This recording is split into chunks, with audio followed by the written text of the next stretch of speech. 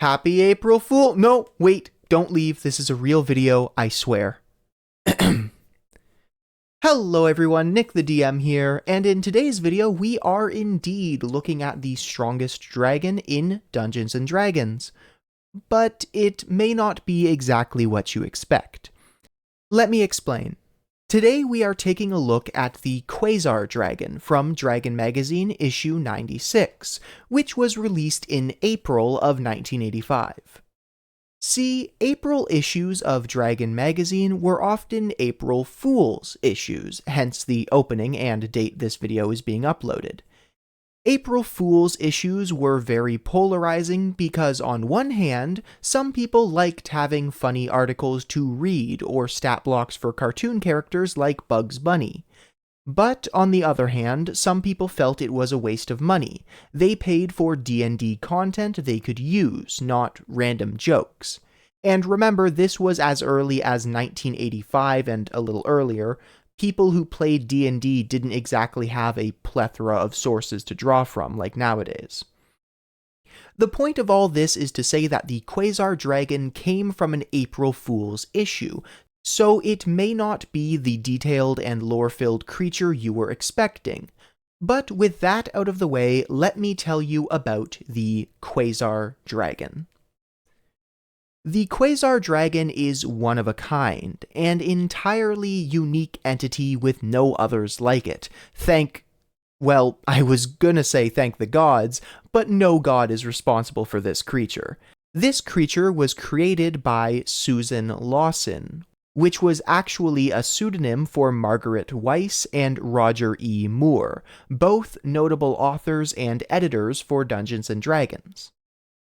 The Quazar Dragon is an alien life form that consumes whole worlds to nourish its energy requirements.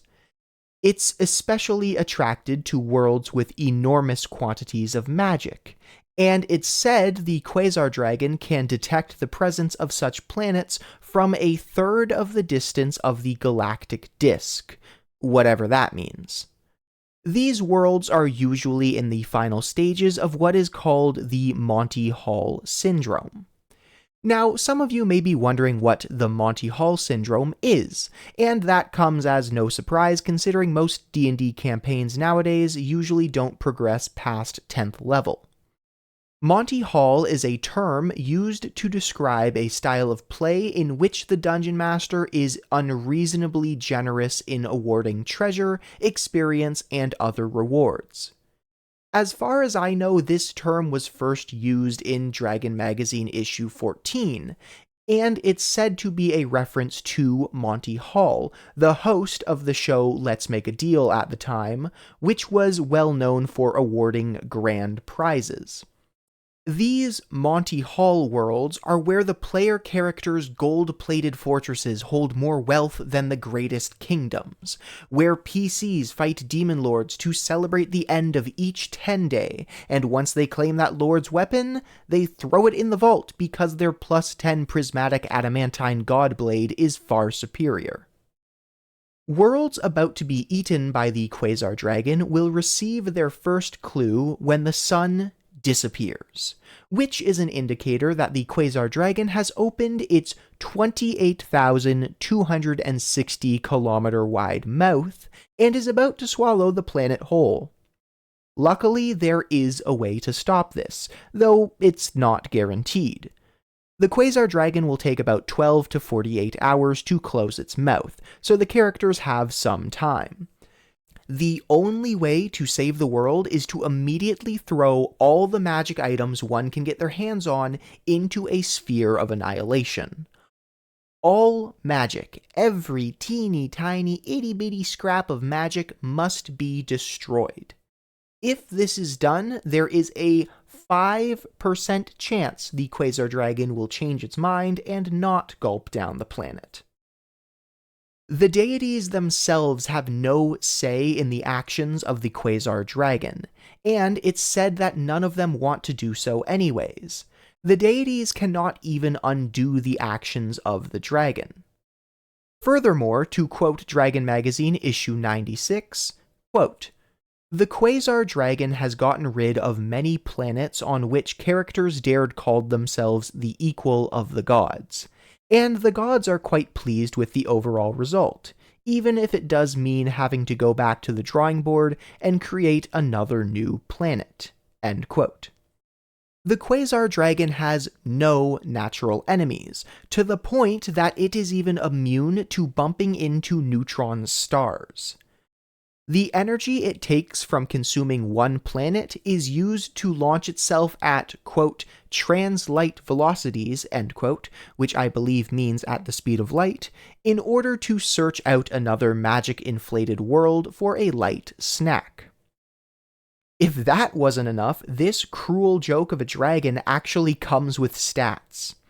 How could one possibly calculate the stats of a creature of this nature, you might be asking? Well, I'll tell you how, using the exact wording of the magazine. Quazar Dragon, Draco Godophilis Armageddonus. Frequency, only once. Number appearing, 1, unique. Armor class, -4,000, equal to 16 miles of iridium plating. Remember, this was 1st edition and lower armor classes were better.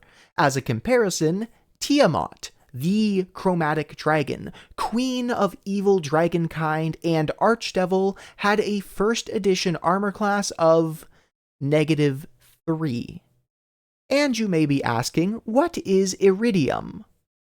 I don't know. I've never heard of it, and even looking it up on my crystal ball only brings me results for ruidium from Critical Role. Anyways, back to the stats. Movement, effectively infinite. Hit dice, all there are. Percentage chance of it being in its lair, nil, lives in interstellar space. Treasure type, planets may be found in stomach. Number of attacks, 1. Damage per attack, 1 world's worth per bite.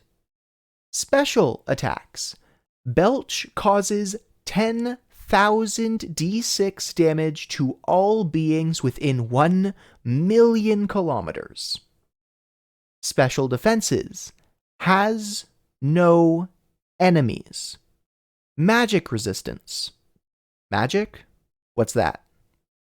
Intelligence, animal. Alignment, perpetually hungry. Size, L, but like twice or 3 times the font size of everything else around it. 120,600 kilometers from nose to tail. Psionic ability? Psionics. How do you spell that? Yep, those are the actual statistics for this creature. Now you understand why this is a topic appropriate for April Fool's Day. But there you have it, the Quazar Dragon, the strongest, as far as I can find, dragon in all of Dungeons & Dragons. And if, for some reason, you wished to ruin your relationship with your players by bringing this creature to 5th edition, just flip the armor class to +4,000 and have at it. Anyways, thank you all for watching this video. I really hope you enjoyed this dive into the obscure of D&D. If you did, please consider leaving a like, commenting what you thought about this dragon, or subscribing for more D&D content. Thank you once again, and I hope to see you next time. Bye.